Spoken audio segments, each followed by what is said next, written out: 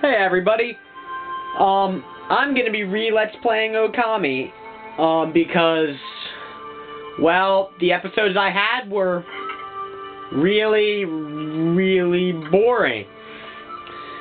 And now, I will be doing voice. I realized that there's no way to fix that, because the majority of the entertainingness of this game, it's not a word, but oh well, is the characters are really cool and interesting. So I'm going to be voice acting for the characters. And it's going to make me sound like a complete jackass. So you guys can have fun watching me make a fool of myself recording trying to do chick voices and stuff, because I can't do them.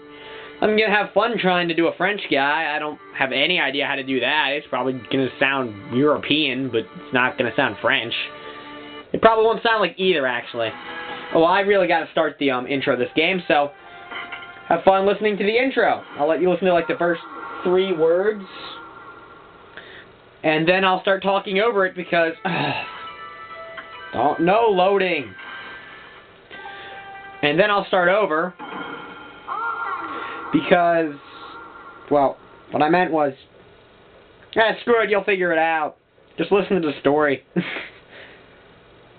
I'm retiring my narrator voice, by the way, because it's very monotone and boring, and it'll only exist for like a minute in episode 2. So I'm just going to use my normal voice for this. Trust me, you don't want to listen to their voice. It's really annoying. I'm going to try to make it sound epic, I guess. Long ago, a tiny hamlet known as Kamiki lay nestled in a grove of proud and beautiful cherry blossoms. Each and every tree around the quiet burg was honored as a god. However, the village was not without its dark secrets.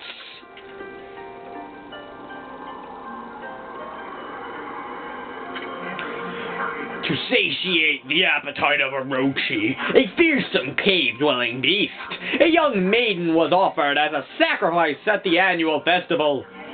With a body like a mountain and 8 heads mounted on necks the size of tree trunks, its blood-red eyes alone were said to curse anyone who gazed into them. No one dared disobey the horrific beast.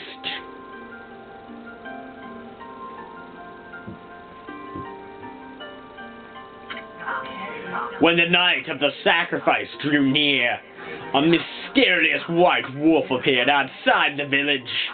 This wolf, its coat as brilliant as snow, was dubbed Shiranui. The wolf kept a watchful eye on anyone who ventured outside the village, and made a habit of patrolling the streets at night. People assumed the wolf to be a familiar of Orochi.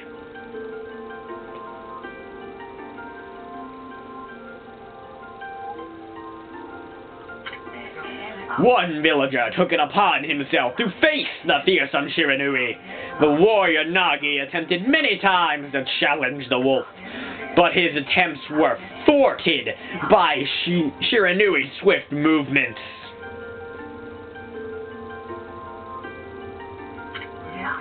Before long, the night of the accursed festival had arrived.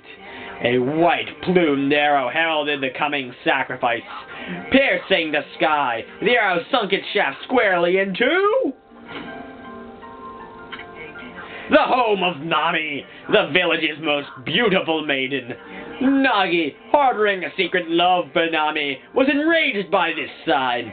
Determined to put an end to Orochi once and for all, Nagi traveled to the beast's cave in place of his beloved. If you can't guess, that means he dressed in drag to trick Orochi, making him think Nagi was Nami.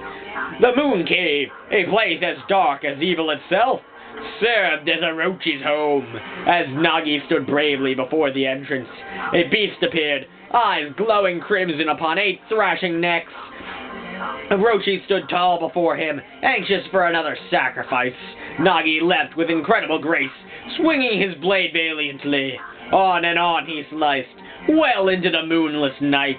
But Orochi's hide was like steel. The blade left nary a scratch.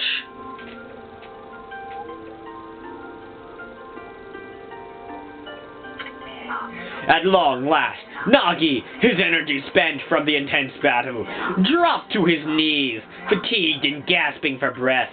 He knew he was staring death in the face. It was then that the wolf appeared.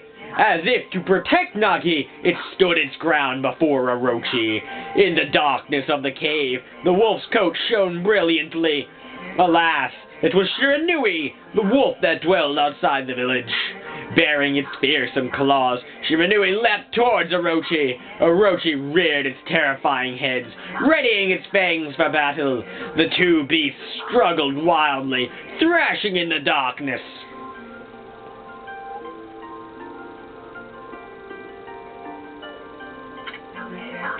Mysterious and terrifying, the spectacle continued. Shiranui summoned the gusts of divine wind to counter Orochi's flames. Whee! Take that, fire. And do the same thing.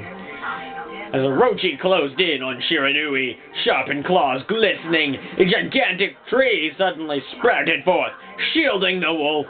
Shiranui fought gallantly to gain the upper hand. However, Orochi, protected by a mystical power, was not easily bested. Shiranui, covered in gashes, majestic coat dyed crimson, stood exhausted before the mighty Orochi.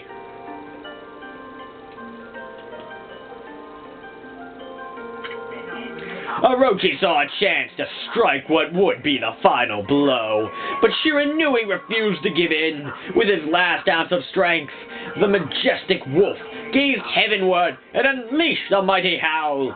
Suddenly, the black clouds overhead dissipated. The light from above glinted off Nagi's sword as a beacon of hope.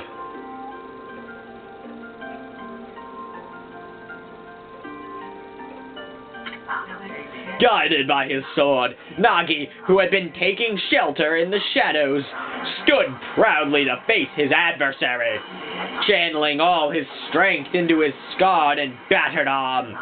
He leapt ferociously towards Orochi, his sword poised high. The golden sword danced in his hands like a puppet on a string. One by one, Orochi's fearsome heads separated from their owner.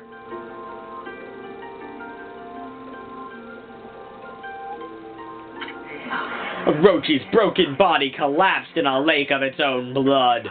In that instant, the curse that plagued the villagers was lifted. As the battle subsided, the sun shone once again in the sky. Shiranui had succumbed to Orochi's poison and struggled to breathe. Nagi scooped the beast into his arms and returned to Kamiki.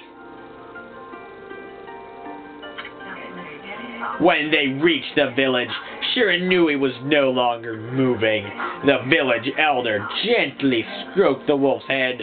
In response, Shiranui let out a hoarse and pitiful bark, then closed its eyes and drifted off as if into slumber. I realize I'm using an epic voice still for a sad tale, but I don't care. Peace had at last returned to Kamiki village. In honor of Shiranui's heroic exploits, the villagers erected a shrine and placed a statue of the wolf within it. I just feel like talking in this voice the whole time. Nagi's sword was Christian Tsukuyomi and placed inside the moon cave. The villagers all looked forward to an age of endless peace. Come on. Say it. However, this is not the end of the story. Wow, that went a lot faster than I thought it would. Well, see y'all next time, where for the first about minute or two I'm talking in a boring narrator voice. Really sorry about that. And then I get to do actual voice acting, which goes badly. Really does. I can act if I want, not normally well in front of people, but on camera I can act. But I cannot do impressions, so I cannot voice act. So you will see some horrible, horrible voice acting while I make myself look like a jackass. See y'all next time when it happens. Bye.